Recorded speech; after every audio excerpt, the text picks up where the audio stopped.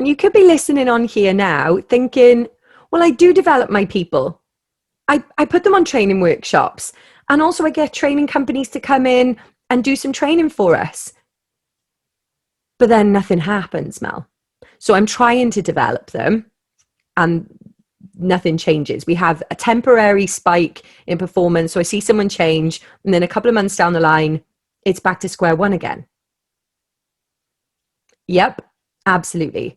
Because what we think learning is classroom training, courses, books, which I do and love.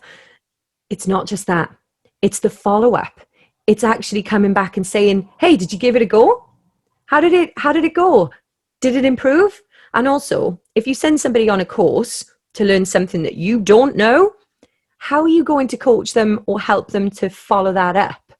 You don't have to be on the pitch, but you do have to have the game plan, right? Alex Ferguson, I'm sure he could kick a football about if he wanted to. He didn't have to be Ryan Giggs, but he had to understand every aspect of being that player. He had to understand every challenge that somebody would go through. But if he was expecting to do something, he needed to understand it himself first, right?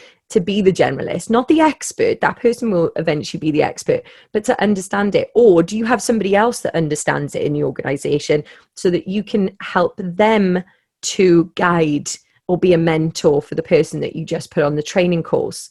But if they're the only one with the knowledge, then how effective is it going to be in follow-up? What do they need to start implementing? Like I said, there will be a temporary change, which is great, but who's going to carry that through? Where's the accountability? Where's the coaching? Where's the motivation or the goal setting based on that particular training workshop or that skill that you wanted them to learn? Because change is difficult. We plant the seeds in the training room. We plant the seeds in the classroom. The classroom, it won't be replaced.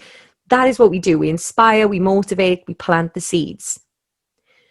But how they get nurtured when they start to put and execute on those actions, on those things that they were taught or they were helped to understand, that's where the magic happens. It's not just after the classroom. The magic happens over time.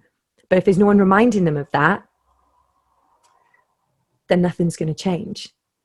And we know through change, there's fear and there's lack of courage. So who's also guiding that person through that and holding them slightly accountable? If they're quite good at holding themselves accountable, then brilliant. But we're not all like that. Food for thought, right?